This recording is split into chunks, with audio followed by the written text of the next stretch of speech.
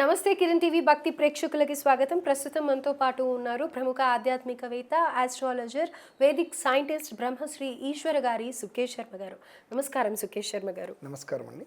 సుకేష్ శర్మ గారు, నాగుల పంచమి వస్తుంది. డెఫినెట్గా పిల్లలకి అనారోగ్యం ఉందన్నా, లేకపోతే ఇంట్లో ఎవరికి ఏ ఆరోగ్య సమస్యలు ఉన్నా, అండ్ ఎస్పెషల్లీ ఆర్థిక సమస్యలకి కూడా సుబ్రహ్మణ్య స్వామిని, నాగదేవతని కొలుస్తూ ఉంటారు కదా. సో నాగుల పంచమి రోజున ఎలాంటి సమస్య ఉన్నా కానీ ఎలా ఆ దేవుణ్ణి కొలవాలంటారు, అండ్ అలాగే ఒక రెమెడీ ఏదన్నా తెలియచేయండి. ఖచ్చితంగా అండి. ఈ పరమ పవిత్రమైనటువంటి శ్రావణ మాసంలో మొదటి శుక్రవారం రోజున నాగుల పంచమి వస్తుంది. అసలు మీ ఎవ్వరికీ తెలియనటువంటి ఒక రహస్యం చెప్తాను. శ్రావణ మాసం విశేషించి అన్నా చెల్లెళ్లకు సంబంధించినటువంటి పండుగలు. అందులో మనకు శ్రావణ పౌర్ణమి ఎట్లా అయితే రక్షాబంధనం ఉంటుందో, నాగ పంచమి కూడా అన్నా చెల్లెళ్ళ పండుగ అని చాలా తక్కువ మందికి తెలుసు. అంటే ఎలా అంటారు? విశేషంగా ఏంటంటే వెనకటి కాలంలో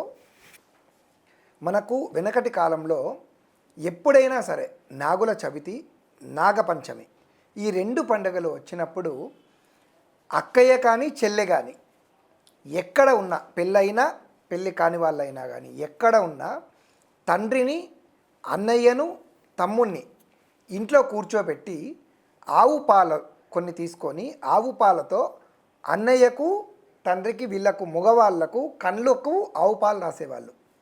రాసి 2 అక్షింతల్ని అన్నయ్య తల మీద వీళ్ళు వేసేవాళ్ళు. వేసి, ఓ నాగదేవతలారా, నా అన్నయ్య, మా తండ్రిని, మా తమ్ముణ్ణి, నా కొడుకు ఎవరైతే ఇంట్లో మగవాళ్ళు ఉంటారో వాళ్లకు ఎలాంటి సర్పబాధలు కానీ ఎలాంటి విషజ్వరాలు కానీ రాకుండా కాపాడు అని చెప్పి వారి చేతికి ఒక రక్షా కంకణాన్ని సోదరీమణులు కట్టేవాళ్ళు. ఇప్పటికీ కూడా తెలంగాణ, ఆంధ్ర ప్రాంతాల్లో పల్లెటూర్లలో ఈ పండుగను జరుపుకుంటూ ఉంటారు.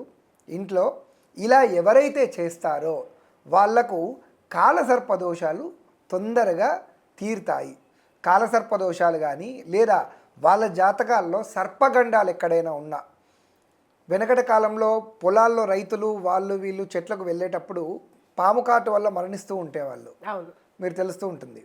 అలాంటి గండాలు ఏమైనా ఉంటే ఈ చేతికి కంకణం ఉన్నంత వరకు ఎలాంటి సర్పము కూడా వాళ్ళ దగ్గరకు కూడా రాలేదట. అలాంటివి విశేషమైనటువంటిది అన్నా చెల్లెలకు సంబంధించినటువంటి పండుగలో భాగంగా ఈ నాగ పంచమి చాలా పరమ పవిత్రమైనటువంటిది. ఇంకొకటి ఏంటంటే, జాతకంలో కాలసర్పదోషాలున్నా, తర్వాత సంతానం లేనటువంటి వాళ్లకు ఉన్న ఈ నాగపంచమి రోజున పాముల పుట్ట ఉంటుంది కదా, ఆ పుట్ట పైన ఉన్నటువంటి మట్టిని కొంచెం తెచ్చుకొని ఆడవాళ్ళు, సంతానం లేనటువంటి వాళ్ళు కొంచెం ఆవు పాలను మట్టిని కలుపుకొని కడుపుకు రాసుకునే వాళ్ళంట. అలా రాసుకుంటే వాళ్లకు ఆ నాగదేవతల అనుగ్రహం వల్ల చక్కని సంతానం కలిగేది. ఇక కాలసర్పదోషాలు ఉన్నటువంటి వాళ్ళు ఆ పుట్టపైనటువంటి మట్టిని ఆ రోజు సేకరించుకొని ఆ రోజు నుంచి సరిగ్గా 11 రోజులు ప్రతిరోజు స్నానం కాగానే ఆ మట్టిని బొట్టులా పెట్టుకునే వాళ్ళట. అలా 11 రోజులు చేసుకుంటే కాలసర్పదోషాల ప్రభావము కొంతవరకు తగ్గేదట వాళ్ళ జీవితంలో. విశేషించి పెళ్ళి కానటువంటి వాళ్ళు ఉంటారు, వాళ్ళు ఈ పుట్టలోనిటువంటి మట్టిని ఆ రోజు సేకరించి స్నానం చేసేటప్పుడు అరచేతులకు రాసుకొని ముఖానికి రాసుకొని స్నానం చేసేవాళ్ళట. ఇలా 11 రోజులు స్నానం చేస్తే వాళ్ళకున్నటువంటి నాగదోషములు తొలగిపోయి చక్కని వివాహం వాళ్లకు నచ్చినటువంటిది, ఇది అమ్మాయి అయినా చేయొచ్చు, అబ్బాయి అయినా చేయొచ్చు, ఇలా ఎవరు చేసినా వాళ్లకు నచ్చినటువంటి వధువు కావచ్చు, వరుడు కావచ్చు, జీవితంలో చక్కని వధూవరులు వచ్చి అద్భుతంగా వివాహం అవుతుంది.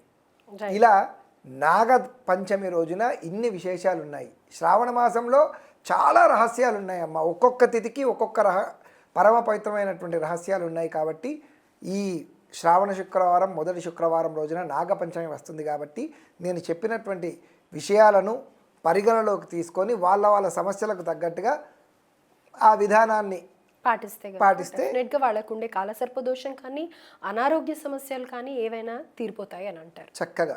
అలాగే అండి, చాలా చక్కటి వివరాలు తెలియజేశారు. ధన్యవాదాలు. నమస్కారం.